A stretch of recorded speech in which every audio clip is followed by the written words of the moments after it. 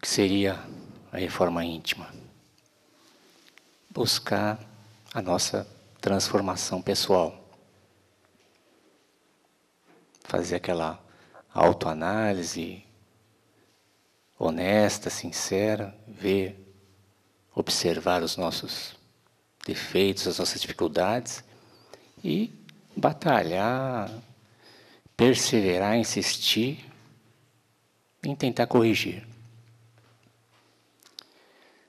Muitas, provavelmente, a gente vai desencarnar e não vai zerá-las, mas o importante é ter a consciência desses defeitos e, no mínimo, amenizá-los, no mínimo, diminuir a atuação desses maus sentimentos na nossa vida. E aí que vem relacionado isso à reflexão, né? Por que nós existimos? Por que Deus criou a gente? Não tinha mais o que fazer? O que nós estamos fazendo aqui encarnados? Aí que vem a necessidade de a gente, nós nos conscientizarmos de que estamos aqui só para evoluir, para aprender. Esse tem que ser o objetivo maior de cada um de nós. Aprender cada vez mais, melhorar cada vez mais, nos tornarmos a cada dia um espírito melhor. E, como a gente já falou algumas vezes, inverter aquela ideia de que a gente tem de mundo, né? Vamos aproveitar a vida, curtir a vida. Também é importante a diversão, o lazer. Mas o nosso momento, o objetivo principal é a evolução moral. E não tem jeito. Já foi comentado algumas vezes que já perdemos tempo demais. Então essa correria, essa agitação, esse mundo meio louco lá fora, é a urgência. Nós estamos num estado de emergência mesmo. A gente precisa aproveitar cada minuto, cada momento para correr atrás dessa tão falada reforma íntima, né? E como fazer? É sinceridade nessa autoavaliação. Sinceridade e coragem mesmo, porque nem sempre é fácil a gente combater a nós mesmos. Como não é tão fácil, a gente prefere combater o vizinho, a sogra, o chefe. E não tem coragem, às vezes, de se olhar no espelho e perceber que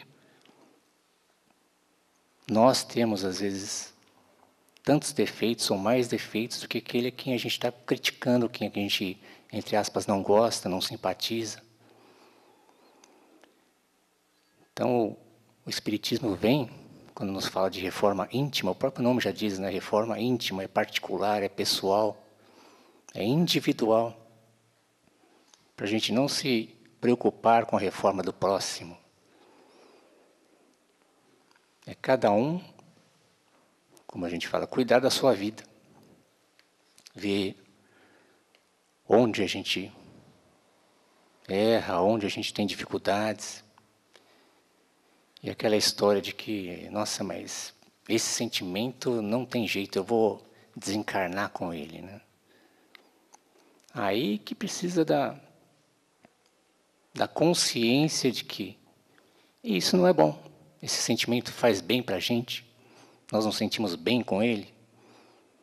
Então alguma coisa tem que ser feita.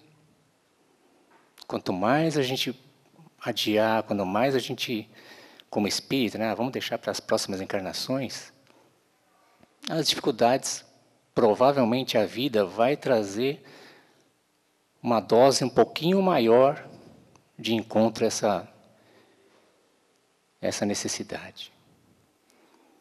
Está lá, não dizem que a cruz é proporcional, o peso da cruz é proporcional à capacidade de cada um? Então, quanto mais necessitados somos, mais vai pesar essa, entre aspas, cruz, né? Na verdade, mais situações vão surgir para a gente poder acordar, despertar e falar, poxa, não tem jeito, né? Alguma coisa tem que ser feita. E aí, na hora do aperto, na hora da Às vezes do desespero, a gente lembra de Deus. Aí a gente vai pedir ajuda de Deus.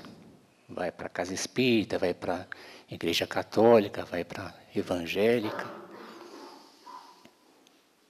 A nossa opção foi o espiritismo.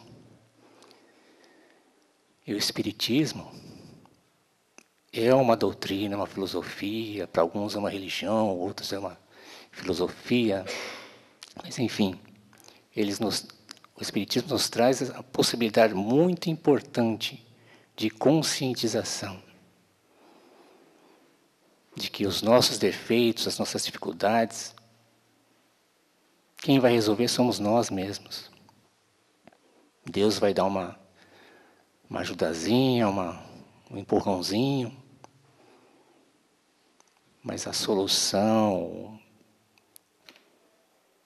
definitiva realmente tem que ser da nossa parte. E muitas vezes que a gente, como nós somos acomodados, folgados, entre aspas, que a gente está lá no nosso cantinho, sem mexer com ninguém, e na verdade perdendo tempo, a vida vem e dá aquela cutucada. E dói e a gente pula para frente. A gente vai falar, nossa, mas isso é Deus castigando a gente, né? Não é possível. É mal olhado, é trabalho feito. Na verdade, o que a gente tem que tentar encarar, que por mais até incrível que seja, isso é o amor de Deus tentando nos despertar. Assim como alguns que talvez não tenham gostado de estudar, quando pequenos, aí num dia hoje, como um frio, às vezes a gente estudava de manhã, e o pai ou a mãe ia lá acordar a gente, aquilo era um castigo. Castigo do pai, castigo da mãe, não. Era amor, era preocupação. Mas no nosso ponto de vista, e como eles falam que nós somos ainda crianças, espíritos, né, infantis, mas com grande potencial, na verdade, para crescer, para evoluir, a gente encarava como um castigo. Acordar cedo e ir para a escola. Aí que eles vêm e comparam, né, a velha comparação do mundo como uma escola. E é a realidade. E o que a gente precisa ter a consciência, principalmente nos dias de hoje, que é uma coisa tão material, tão consumista, rever o nosso conceito de aproveitar a vida. O que é aproveitar a vida? Os nossos conceitos, a nossa ideia de aproveitar a vida talvez estejam um pouco que longe do verdadeiro sentido de a gente estar aqui, vivo, encarnado. Se a gente parar, sentar e refletir, a gente não está aproveitando a vida. A gente vai chegar lá para frente, no finalzinho da encarnação, olhar para trás e falar, poxa, o que a gente fez realmente de simbólico, de, vamos dizer assim, espiritual, de evolução moral, de deixar boas lembranças? Não, deixei uma mansão, deixei uma herança, deixei um carro importado. Não é bem isso. Aí que vem essa chacoalhada do mundo no bolso de todo mundo. Só assim para a gente lembrar de Deus e correr, e de repente alguns vão despertar para essa outra visão de mundo.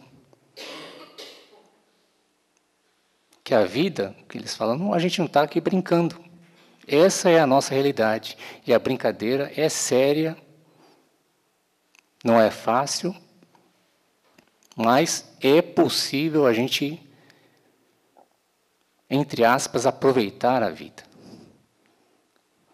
Pode até ser com consumos materiais, não tem problema nenhum, dentro das possibilidades. Mas o mais importante que a gente está deixando passar batido é aquela velha história, o lado espiritual é mais importante que o lado material. E essa é a realidade que o mundo, que a vida está jogando na nossa cara hoje.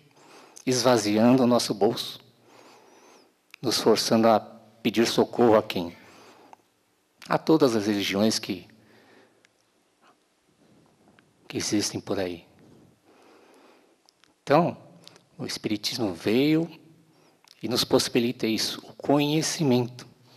Por isso que a gente sempre repete, é importante, nós escolhemos o Espiritismo, é importante conhecer, ler, estudar, perguntar, questionar sobre a teoria espírita. E isso sim que vai nos ajudar.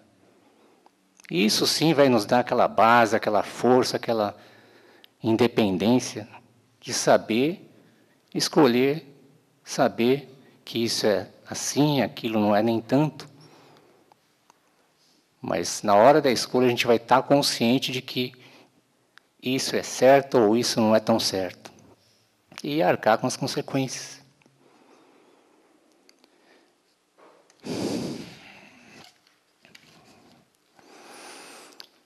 E sempre procurar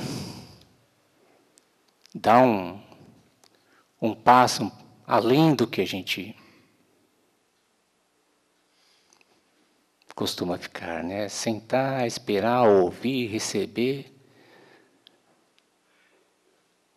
O Espiritismo convida a gente a dar esse passo a mais. Então, assim como alguns estão aqui ouvindo a palestra, a conversa, é correr atrás de conhecimento, de repente, mais para frente, entrar num curso, não necessariamente para, entre aspas, participar das atividades, mas adquirir mais conhecimento. Temos que dar esse passo a mais, temos que buscar essa nossa independência e o conhecimento vai nos possibilitar esse passo a mais. E como Jesus nos falou, né, que nós somos deuses, que podemos fazer até mais do que Ele. E essa foi a grande dica que Ele deixou, que a gente às vezes fala, não, Jesus como exemplo é impossível, né? Às vezes a gente puxa um pouco mais recente, a gente fala em Chico Xavier, por exemplo. Muita gente fala, não, Chico, a gente é o resto. E não é assim. O próprio Jesus chegou e já nos deu a dica, falou, a gente pode fazer e pode fazer muito. Só que a gente precisa começar a correr atrás disso. A correr atrás dos nossos interesses, na verdade.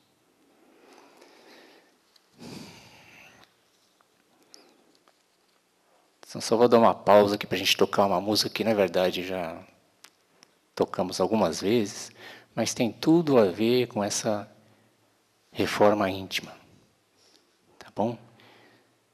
Então, me desculpem, mas vamos ouvir de novo, mas procurar ouvir e entender cada palavra, cada verso, entender a mensagem que ela nos traz e abrir o nosso coração para essa reforma íntima.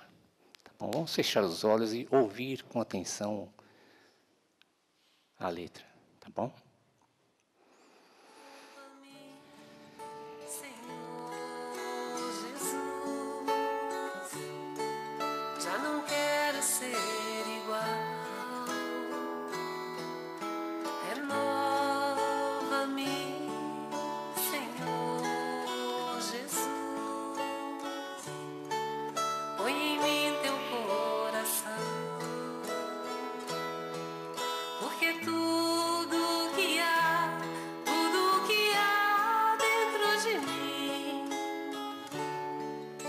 Precisa ser mudado, Senhor, porque tudo que há dentro do meu coração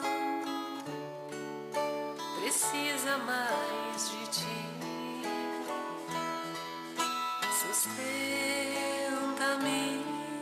Senhor Jesus. Já não quero mais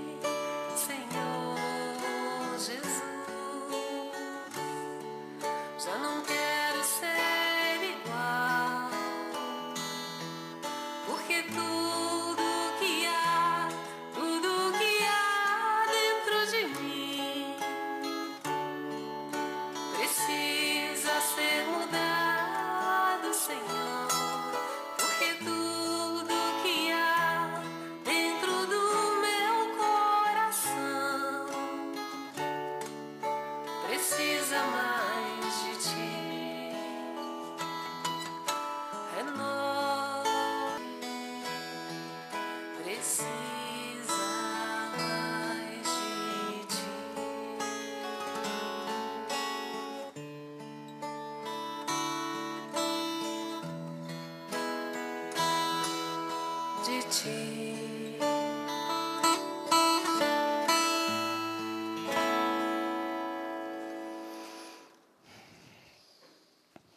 Então essa é a proposta de hoje, né, da nossa conversa. A renovação, cada um buscar, se possível, até ultrapassar os seus limites, daquele passinho a mais. Lógico, com coerência, equilíbrio, a gente não vai procurar dar um passo, que eles falam, maior que a perna, né? Mas a gente pode tentar. E fazer o máximo possível, cada minuto valer a pena. E a reforma que a gente fala, da reforma íntima, a autoavaliação, o autoconhecimento,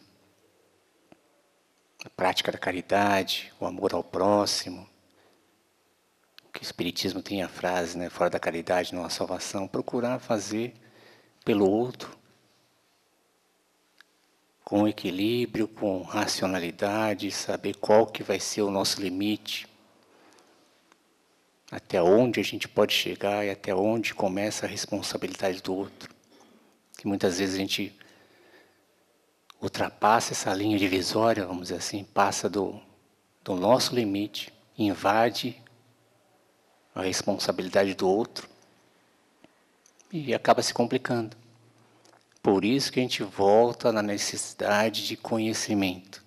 Como a gente pode ajudar outra pessoa se a gente não tem, vamos dizer assim, conteúdo para isso? Provavelmente, é quase certeza que a gente vai afundar no mesmo barco. Por isso que vem, sem a ideia de egoísmo, de egocentrismo, mas a reforma íntima vem pedir o quê? Que a gente se prepare, que nós nos reformemos, independente da reforma do outro. E quantas vezes na parte da orientação que as pessoas vêm com problemas familiares, porque o marido é assim, a mulher é assado, o filho é assim, a sogra é assado, e a gente vem para buscar ajuda. E os conselhos, entre aspas, né, os comentários da espiritualidade, vêm sempre de encontro a gente, para a gente ter mais paciência, para a gente perdoar a gente e o outro nada. Ué, mas a gente veio por causa do outro, não por causa da gente. Nós somos bonzinhos, né? Os outros são o problema. Então, reforma íntima vem trazer isso para a gente. O importante, sem ser egoísta ou egocêntrico, o importante somos nós. E às vezes as orientações, como vem para a gente, o que a gente sempre comenta? A pessoa veio buscar ajuda para uma família complicada. Então a doutrina, o conhecimento, a troca de ideias, os, entre aspas, conselhos, as orientações, vamos dizer assim, elas vão preparar a gente individual para viver no meio daquela bagunça. Vai melhorar? De repente, com a nossa mudança de comportamento, a nossa atitude diferente no meio da bagunça pode servir como um exemplo. Mas também pode não servir para nada. E aí? Resolveu o problema? Vai resolver o nosso problema. O nosso ponto de vista, o nosso comportamento, a nossa reação. Os outros continuam na mesma sintonia, na mesma faixa mais pesada, mais negativa. Aí é problema deles. Então é isso que a reforma íntima vem questionar a gente.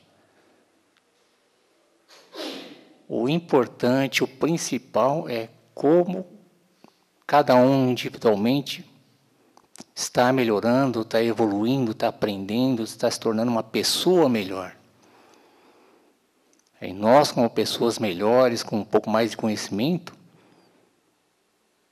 de repente a gente pode até resolver uma situação, a gente pode evitar uma situação, ou às vezes sempre dentro do equilíbrio, de uma racionalidade, conviver com certas situações.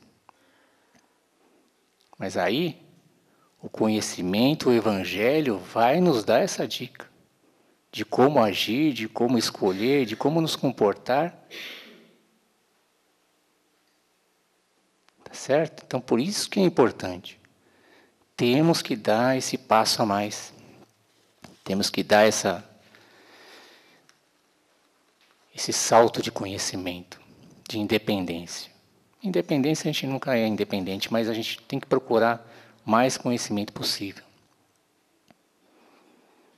E aproveitar a vida. Sair dessa nossa posição de passivos, né?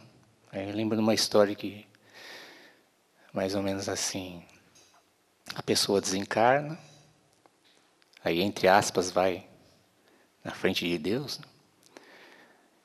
E vai, meu Deus, minha vida foi terrível, fulano me prejudicou, ciclano me fez isso, só reclamação.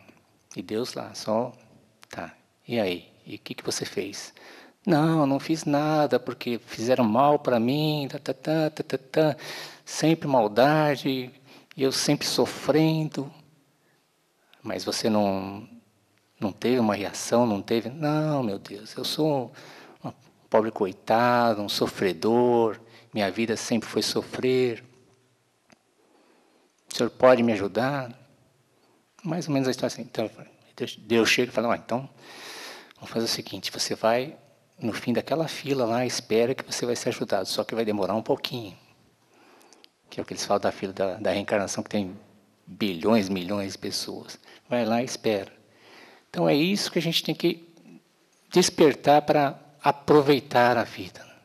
A gente tem que ter, mesmo diante da dificuldade, mesmo diante da pessoa complicada, tentar entender, na medida do possível, lógico, porque tem, e hoje em dia a gente vê certos exageros, né? Tem que ter um limite, tem que ter uma coerência desse suportar, né? Ninguém, na verdade, é obrigado a suportar certas situações. É isso que a gente precisa ficar atento também, entre quanto suportar, né? O que suportar, até que ponto suportar. Aí a gente volta de novo no conhecimento. O Evangelho vai nos dar uma base, um suporte, vamos dizer assim, para a gente saber o limite, até onde a gente pode chegar. Que a partir dali, aí não tem jeito. Aí já não dá mais. Tanto para a gente como para o outro. Então, tudo, o conhecimento vai nos fornecer essa base, essa independência, essa luz na hora que surgir a situação. Aí na internet tem uma frase que peguei essa semana, diz que a vida é uma aventura incrível da qual ninguém vai sobreviver. Um negócio meio... que é uma coisa que às vezes a gente não pensa, né? A gente fala, sinto informar, mas um dia a gente vai desencarnar. E a gente parece que vive sem pensar nisso, né? Lógico que a gente não vai ser, né, sofrer por isso. O Espiritismo vem, aí nos traz o conhecimento de que é um momento normal, uma transição normal. Aí, só explicando a frase, né, que a vida é realmente, a vida é uma aventura incrível, né? Só que todos nós vamos sobreviver. Que o Espiritismo nos traz esse conhecimento, diz que vida nós temos eternamente, nós somos espíritos eternos.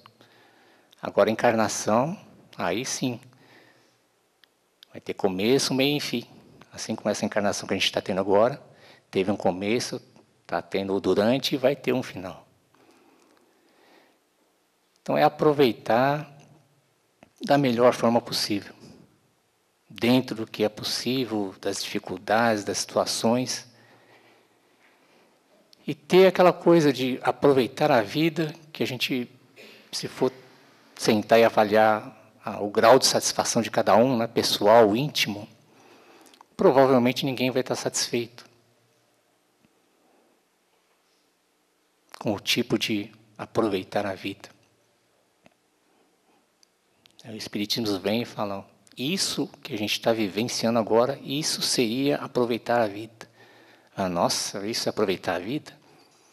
Essa é a nossa realidade. Isso seria aproveitar a vida. Enfrentar, ou resolver, ou contornar, ou evitar toda essa bagunça, essa correria, essa agitação, esses problemas que a gente está vivenciando agora. E não aquele sonho maravilhoso do paraíso, ficar lá sem fazer nada.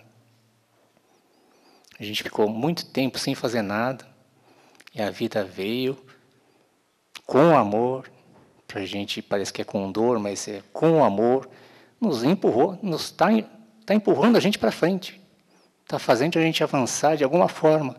E é aí que vem a necessidade daquela reforma íntima, de entendimento de que, por pior que seja a situação, por mais terrível que seja o momento, é o momento de a gente tirar alguma coisa positiva de tudo isso.